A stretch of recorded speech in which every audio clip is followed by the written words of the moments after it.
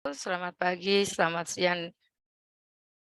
Assalamualaikum warahmatullahi wabarakatuh. Selamat pagi, selamat siang, sore atau malam. Perkenalkan saya Atia Nikasari dari penanggung jawab sebagai pembimbing dari bab hak pasien dan keluarga.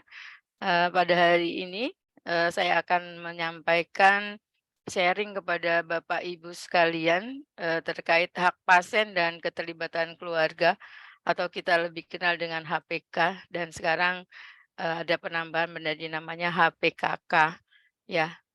Adapun pelatihan ini ditujukan buat para PPA begitu juga teman-teman yang terlibat dalam asuhan pasien dan penerimaan pasien baik di tempat pendaftaran rawat jalan ataupun rawat inap.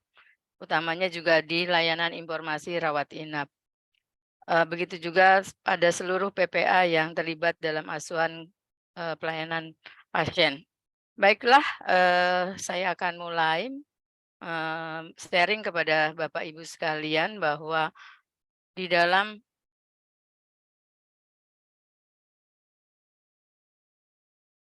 seperti kita ketahui bahwa hak pasien yang kita adopt dari Undang-Undang tentang rumah sakit, yang nomor 44 tentang rumah sakit, ada 18 hak pasien. Yang pertama adalah memperoleh informasi mengenai tata tertib dan peraturan yang berlaku di rumah sakit, memperoleh informasi tentang hak dan kewajiban pasien, memperoleh layanan yang manusiawi, adil, jujur, dan tidak diskriminasi, memperoleh layanan kesehatan yang bermutu sesuai standar profesi dan standar prosedur operasional, memperoleh layanan yang efektif dan efisien sehingga pasien terhindar dari kerugian fisik dan materi, mengajukan pengaduan atas keluhan kualitas pelayanan yang didapatkan, memilih dokter dan kelas perawatan sesuai dengan keinginannya dan peraturan yang berlaku di rumah sakit, meminta konsultasi tentang penyakit yang dideritanya kepada dokter lain yang mempunyai surat izin praktek baik di dalam maupun di luar rumah sakit atau yang sering dinamakan dengan second opinion. Kemudian mendapatkan privasi kerahasiaan penyakit yang diderita termasuk data-data medisnya. Yang selanjutnya adalah mendapatkan informasi yang meliputi diagnosis dan tata cara tindakan medis, alternatif tindakan, risiko dan komplikasi yang mungkin terjadi terhadap tindakan yang dilakukan serta perkiraan biaya pengobatan. Memberikan persetujuan atau menolak atas tindakan yang akan dilakukan oleh tenaga kesehatan terhadap penyakit yang dideritanya, didampingi keluarganya dalam keadaan kritis, menjalankan ibadah sesuai agama atau kepercayaan yang dianutnya, selama hal ini tidak mengganggu pasien lainnya. Memperoleh keamanan dan keselamatan dirinya selama dalam perawatan di rumah sakit. Mengajukan usul, saran, perbaikan atas perlakuan rumah sakit terhadap dirinya, menolak pelayanan bimbingan rohani yang tidak sesuai dengan agama dan kepercayaan yang dianutnya, menggugat dan atau menuntut rumah sakit apabila rumah sakit diduga memberikan pelayanan yang tidak sesuai dengan standar baik secara perdata ataupun pidana, dan mengeluhkan pelayanan rumah sakit yang tidak sesuai dengan standar pelayanan melalui media cetak dan elektronik sesuai dengan ketentuan peraturan perundang-undangan. Selain 18 hak, ada 8 kewajiban yang harus dipenuhi oleh pasien. Nah, fokus standar hak pasien dan keterlibatan keluarga. Yang pertama adalah hak pasien dan keluarga, proses permintaan persetujuan, edukasi pasien dan keluarga. Sebagai gambaran umum dalam hak pasien dan keterlibatan keluarga, di mana hak pasien dalam pelayanan kesehatan dilindungi oleh undang-undang. Dalam memberikan hak pasien, rumah sakit harus memahami bahwa pasien dan keluarganya memiliki sikap, perilaku, kebutuhan pribadi, agama, keyakinan, budaya, dan nilai-nilai yang dianut. Hasil pelayanan pada pasien akan meningkat bila pasien dan keluarga atau mereka yang berhak mengambil keputusan diikut sertakan dalam pengambilan keputusan pelayanan dan proses yang sesuai dengan harapan, nilai, serta budaya yang dimiliki. Pendidikan pasien dan keluarga membantu pasien lebih memahami dan berpartisipasi dalam perawatan mereka untuk membuat keputusan perawatan yang lebih baik. Dan rumah sakit menyediakan perawatan kesehatan dengan cara yang adil dan sesuai peraturan yang perundang-undangan. Pembahasan di hak pasien dan keterlibatan keluarga, di mana standar hak pasien dan keterlibatan keluarga akan membahas proses-proses untuk yang pertama adalah mengidentifikasi, melindungi, dan mempromosikan hak-hak pasien, menginformasikan pasien tentang hak-hak mereka, melibatkan keluarga pasien bila perlu dalam keputusan tentang perawatan pasien, mendapatkan persetujuan atau informed consent dan mendidik staf tentang hak pasien seperti yang sedang kita lakukan sekarang ini. Fokus dari hak pasien dan keterlibatan keluarga adalah di standar hak pasien dan keluarga yang pertama ada 4 elemen penilaian di mana mendukung hak pasien,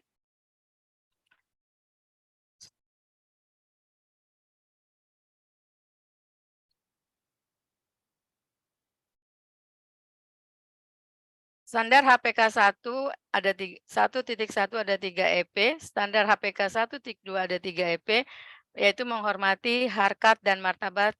Standar HPK 1.3 ada 4 elemen penilaian yaitu terkait dengan privacy. Standar HPK 1.4 ada 2 elemen penilaian yaitu harta milik pasien. Standar HPK 1.5 itu ada 3 elemen penilaian perlindungan serta serangan fisik dan verbal. Standar HPK 2 ada 5 elemen penilaian yaitu keterlibatan pasien. Di HPK 3 ada 3 elemen penilaian yaitu keluhan pelanggan. Nah, di dalam proses permintaan persetujuan ada standar HPK 4 ada 3 elemen penilaian, ada persetujuan umum, ada standar HPK 4.1 ada 3 elemen penilaian yaitu persetujuan tindakan. Standar HPK 4.2 ada 2 elemen yaitu persetujuan oleh orang lain. Nah, ini adalah regulasi-regulasi yang memayungi hak pasien dan keterlibatan keluarga. Ada Peraturan Menteri Kesehatan Republik Indonesia Nomor 4 Tahun 2012 tentang kewajiban rumah sakit dan kewajiban pasien. Ada Peraturan Menteri Kesehatan Republik Indonesia Nomor 290 tentang persetujuan tindakan kedokteran.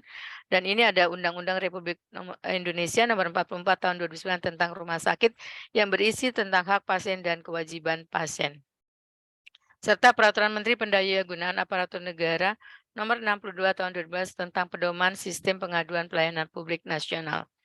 Nah, adapun aktivitas hak pasien dan keluarga, yang pertama adalah pada saat screening awal, kita juga melakukan general concern, di mana general concern ini harus dilakukan baik di rawat jalan maupun di rawat inap ketika pasien akan masuk ruang perawatan.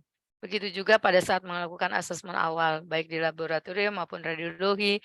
Kemudian kita juga melakukan penjelasan tentang edukasi hak pasien dan keluarga. Ini dilakukan ketika ada di layanan informasi rawat inap dan pendaftaran ketika pasien berada di ruang rawat jalan.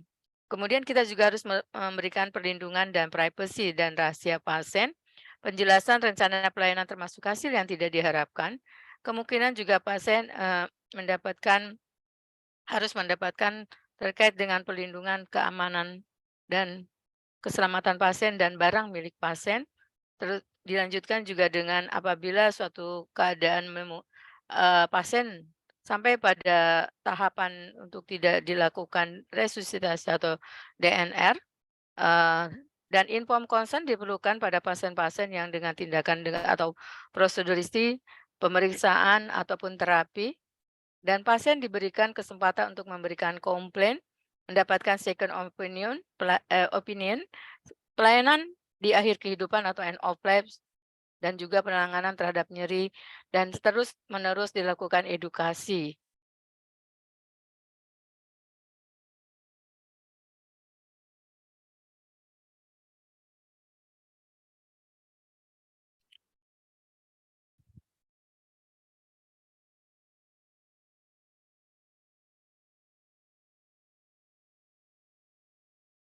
Selanjutnya yang kita akan bahas adalah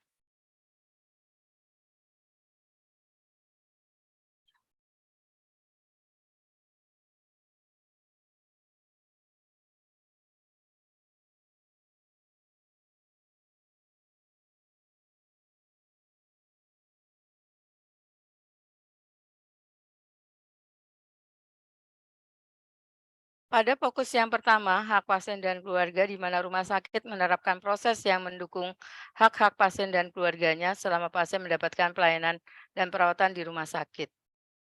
Ini adalah contoh general concern yang kita miliki, mungkin Bapak Ibu sudah, paham karena setiap pasien pasti akan mempunyai general concern seperti ini. Ada bukti dokumen proses persetujuan pasien tentang informasi mengenai perawatan pasien yang dapat diberikan kepada keluarga atau pihak lain termasuk situasi tertentu, contohnya pada keadaan pasien kritis atau terkait penyakit menular, dan bukti tentang pelaksanaan pelatihan tentang proses dan peran dalam mendukung hak-hak serta partisipasi pasien. Hingga ada memang elemen penilaian tertentu terkait dengan apa yang harus dilakukan bagi seluruh staf yang ada di rumah sakit yang melakukan pelayanan, yaitu dilakukan pelatihan hak pasien dan keluarga seperti yang sekarang kita sedang lakukan. Pada HPK 1.1 di mana rumah sakit berupaya mengurangi hambatan fisik, bahasa, budaya, dan hambatan lainnya dalam mengakses dan memberikan layanan, serta memberikan informasi dan edukasi kepada pasien dan keluarga dalam bahasa dan cara yang dapat mereka pahami. Eee, dengan demikian bahwa rumah sakit harus menyediakan penterjemah, kemudian fasilitas-fasilitas yang ada sekiranya menghambat, ada hambatan fisik dari pasien, begitu juga budaya dan hambatan lainnya. Jadi rumah sakit harus menyiapkan fasilitas agar pasien tidak mempunyai hambatan di dalam, pelayanan kesehatannya. Ini adalah beberapa contoh rambu-rambu yang dimiliki oleh kita, ya ada eee, petunjuk terkait dengan IGD, rawat inap, farmasi, begitu juga, tempat pendaftaran pasien baru dan customer care yang ada di RSAB harapan kita. Pada HPK 1.2 di mana rumah sakit memberikan pelayanan yang menghargai martabat pasien, menghormati nilai-nilai dan kepercayaan pribadi pasien, serta menanggapi permintaan yang terkait dengan keyakinan agama dan spiritual. Jadi pasien difasilitasi berdasarkan keyakinannya untuk kita layani, sesuai kebutuhan spiritual yang dibutuhkan oleh pasien tersebut dan di kita, di RSAB harapan kita, dilakukan oleh Hukormas di pesawat 6666, di mana kita bisa mengajukan permohonan pelayanan kerohanian, oleh, agama yang sesuai dengan agama yang dianut oleh pasien. Kemudian di HPK 1.2, rumah sakit memberikan pelayanan yang menghargai martabat pasien, menghormati nilai-nilai dan kepercayaan pribadi pasien, serta menanggapi permintaan yang terkait dengan keyakinan agama dan spiritual. Jadi harus dibuktikan dengan adanya bimbingan rohani berupa bukti kerjasama dengan rohaniawan, bukti pelayanan kerohaniawan, dan bukti pelaksanaan pelayanan rohani. Beberapa kegiatan sudah dilakukan terkait dengan bimbingan rohani tersebut. Ini adalah formulir permintaan pelayanan kerohanian. Kemudian terkait dengan privacy di mana di HPK 1.3, rumah sakit menjaga privasi pasien dan kerahasiaan informasi dalam perawatan serta memberikan hak kepada pasien untuk memperoleh akses dalam informasi kesehatan mereka sesuai perundang-undangan yang berlaku. Sehingga kita harus membuktikan bahwa rumah sakit menjamin kebutuhan privasi pasien selama perawatan dan pengobatan di rumah sakit dan bukti tentang pelaksanaan kerahasiaan informasi pasien dijaga sesuai peraturan perundangan. Ini kita bisa buktikan di dalam general consent di mana pasien memberikan, concern siapa saja pihak-pihak yang boleh mengakses informasi terkait dengan pasien. Begitu juga ada bukti rumah sakit memiliki proses untuk minta persetujuan pasien terkait pemberian informasi. Ini terkait juga dengan MRMIK 10, di mana rumah sakit menjamin keamanan, kerahasiaan, dan kepemilikan rekam medis serta privasi pasien, di mana ada elemen penilaian MRMIK 10 yaitu rumah sakit menentukan otoritas pengisian rekam medis termasuk isi dan format rekam medis. Rumah sakit menentukan hak akses dan pelepasan informasi rekam medis. Rumah sakit menjamin otentifikasi, keamanan, dan kerahasiaan data rekam medis, baik kertas maupun elektronik sebagai bagian dari hak pasien. Jadi kita juga ada kaitannya dengan MRMIK 10. Ini adalah contoh dari bagian general concern terkait dengan persetujuan pelepasan informasi, di mana ini sudah ada di general concern yang kita miliki. Kemudian, rumah sakit juga melindungi harta benda pasien dari pencurian atau kehilangan. Ini akan dikelola oleh security yang kita miliki. Nanti akan ada formulir permintaan apabila formulir serah terima apabila pasien ingin menitipkan atau ada pasien yang tidak mempunyai keluarga, kemudian ada barang-barang yang harus diamankan, maka security akan mengamankan barang-barang milik pasien melalui formulir penyimpanan barang berharga milik pasien. Kemudian rumah sakit juga melindungi pasien dari serangan fisik dan verbal dan populasi yang berisiko diidentifikasi serta dilindungi dari kerentanan. Regulasi tentang populasi yang memiliki risiko lebih tinggi untuk mengalami serangan, misalnya bayi, pasien koma, pasien dengan kelemahan fisik. Pelaksanaan pelindungan pasien di daerah terpencil atau terisolasi atau rawan, seperti pengawasan berkala CCTV yang adekuat, pengunjung di luar jam kunjungan memakai identitas dan lain sebagainya. Ini adalah contoh CCTV yang dimiliki oleh RSAB Harapan Kita di mana mempunyai 64 titik pengawasan gitu ya, utamanya pada daerah-daerah yang disebutkan tadi. Pada HPK 2, pasien dan keluarga pasien dilibatkan dalam semua aspek perawatan dan tata laksana medis melalui edukasi dan diberikan kesempatan untuk berpartisipasi dalam proses pengambilan keputusan mengenai perawatan serta tata laksananya. Bukti tentang penerapan proses untuk memberikan edukasi kepada pasien dan keluarganya mengenai kondisi medis, diagnosis, serta rencana perawatan dan terapi yang diberikan. Dan dokumen bukti yang diminta adalah tentang pelaksanaan pemberian informasi mengenai hasil perawatan yang diharapkan dan tata laksana yang direncanakan. Dokumen bukti juga tentang pelaksanaan pemberian informasi mengenai kemungkinan hasil yang tidak dapat diantisipasi dan terapi perawatan. Dokumen bukti tentang pelaksanaan rumah sakit memfasilitasi permintaan pasien untuk memperoleh second opinion, pendapat kedua tanpa perlu khawatir akan mempengaruhi perawatannya selama di dalam atau di luar rumah sakit. RSAB sebagai rujukan terakhir dari anak dan bunda, bentuk dalam pelaksanaan second opinion dilaksanakan dalam bentuk, konsultasi. Pada HPK 2.1, rumah sakit memberikan informasi kepada pasien dan keluarga mengenai hak dan kewajibannya untuk menolak atau menghentikan terapi, menolak diberikan pelayanan resusitasi, serta melepas atau menghentikan terapi penunjang kehidupan. Bukti rumah sakit menerapkan proses mengenai penghentian pelayanan resusitasi dan penghentian terapi penunjang kehidupan untuk pasien. Bukti pemberian informasi kepada pasien dan keluarga mengenai hak mereka untuk menolak atau menghentikan terapi dengan konsekuensi dari keputusan yang dibuat serta terapi dan alternatif yang dapat dijadikan pilihan. Jadi, RSAB juga mendukung adanya, pelayanan untuk menghentikan terapi, menolak diberikannya pelayanan resusitasi atau DNR tadi. Nah, ini adalah formulir penolakan tindakan kedokteran yang kita miliki. Ini penjelasan-penjelasan yang harus dilakukan pada saat kita pasien meminta menolak tindakan resusitasi.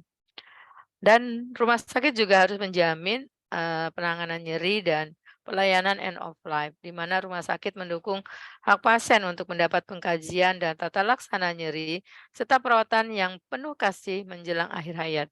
Bukti penerapan proses untuk menghargai dan mendukung hak pasien mendapat pengkajian dan pengelolaan nyeri. Bukti penerapan proses untuk menghargai dan mendukung hak pasien untuk mendapatkan pengkajian dan pengelolaan terhadap kebutuhan pasien menjelang akhir hayat. Untuk pengelolaan nyeri, kita sudah mempunyai tim pengelola nyeri yang dipimpin oleh dokter-dokter anestesi dan perawat-perawat anestesi. Begitu juga terkait dengan perawatan yang penuh kasih menjelang akhir hayat, di mana juga ada tim paliatif yang dimiliki oleh RSAB Harapan Kita. Pada HPK 3, di mana rumah sakit memberitahu pasien dan keluarganya mengenai proses untuk menerima dan menanggapi keluhan. Tindakan rumah sakit bila terdapat konflik atau perbedaan pendapat di dalam asuhan pasien, serta hak pasien untuk berperan dalam semua proses ini. Bukti pasien diberikan informasi mengenai proses untuk menyampaikan keluhan dan proses yang harus dilakukan pada saat terjadi konflik, perbedaan pendapat pada proses perawatan. Bukti dokumentasi, keluhan, konflik, dan perbedaan pendapat tersebut dikaji, diselesaikan oleh unit atau petugas yang bertanggung jawab melalui sebuah alur proses spesifik. Dan di RSAB Harapan Kita juga memiliki alamat, untuk menyampaikan baik itu testimoni ataupun keluhan pelanggan. Jadi dengan mengklik barcode ini atau menuliskan pada alamat yang tertera di sini, pasien dapat menyampaikan keluhannya yang akan ditindaklanjuti oleh bagian Hukormas. Pada fokus yang kedua, di mana proses permintaan persetujuan pasien, kita pada HPK 4, rumah sakit menetapkan batasan yang jelas untuk persetujuan umum yang diperoleh oleh pasien pada saat akan menjalani rawat inap atau didapatkan pertama kalinya sebagai pasien rawat jalan. Jadi persetujuan umum ini tidak hanya dirawat inap, begitu juga ketika menjadi pasien dirawat jalan. Bukti pemberian informasi kepada pasien dan keluarga diberikan informasi mengenai pemeriksaan, tindakan, dan pengobatan yang memerlukan inform consent. Di mana bukti pasien menerima informasi mengenai kemungkinan keterlibatan peserta didik, mahasiswa, residen, dan fellow. RSAB sebagai rumah sakit pendidikan juga menerima mahasiswa-mahasiswa. Untuk itu, di dalam general concern, disepakati juga pasien juga akan tahu bahwa dia akan dirawat oleh mahasiswa atau peserta didik baik residen ataupun fellow. Nah, ini adalah contoh dari general consent terkait dengan keterlibatan peserta didik. Pada HPK 4.1, persetujuan tindakan atau inform consent pasien diperoleh melalui cara yang telah ditetapkan rumah sakit dan dilaksanakan oleh petugas terlatih dengan cara dan bahasa yang mudah dipahami. Bukti penerapan proses pasien untuk memberikan inform consent, persetujuan tindakan kedokteran, bukti pelaksanaan inform consent dilakukan oleh staf yang kompeten dan diberikan dengan cara dan bahasa yang mudah dipahami oleh pasien. Untuk itu kita menyediakan penterjemah semua bahasa bagi pasien apabila diperlukan. Regulasi tentang daftar tindakan invasif, pemeriksaan, dan terapi tambahan yang memerlukan lembar persetujuan. Misalnya akan dilakukan transfusi, pemeriksaan MRI, ataupun terapi sitostatika. Nah, ini adalah Permenkes nomor 290 tahun 2008 tentang persetujuan tindakan kedokteran. Ada pada pasal 10. Ini ada inform consent yang kita miliki ya untuk semua tindakan dan ada beberapa, contoh inform consent terkait pemberian, produk darah ataupun pemeriksaan dan terapi yang lain. Pada HPK 4.2 di mana persetujuan inform consent pasien diperoleh melalui cara yang telah ditetapkan rumah sakit dan dilaksanakan oleh petugas terlatih dengan cara dan bahasa yang mudah dipahami seperti yang sudah dijelaskan tadi. Pada HPK 4.2, persetujuan tindakan atau inform consent pasien diperoleh melalui cara yang telah ditetapkan rumah sakit dan dilaksanakan oleh petugas terlatih dengan cara dan bahasa yang mudah dipahami pasien. Kita harus membuktikan bahwa ada penerapan proses untuk pemberian inform consent oleh orang lain selain pasien sesuai peraturan perundangan yang berlaku. Kita juga bisa membuktikan dalam rekam medis mencantumkan satu atau lebih nama individu yang menyatakan persetujuan. Ini adalah, yang ketiga fokus daripada HPKK ini adalah edukasi pasien dan keluarga. Dan kita telah memiliki formulir pendidikan dan informasi pasien terintegrasi, di mana semua PPA ataupun petugas yang memberikan edukasi melakukan, dokumentasi melalui formulir ini. Ini adalah salah satu contohnya. Demikian yang bisa saya sampaikan terkait hak pasien dan keterlibatan keluarga. Mudah-mudahan dapat dipahami dan dapat kita jalankan dengan sebaik-baiknya. Demikian yang bisa saya sampaikan dan saya ucapkan terima kasih atas perhatian Bapak Ibu sekalian. Wassalamualaikum warahmatullahi wabarakatuh.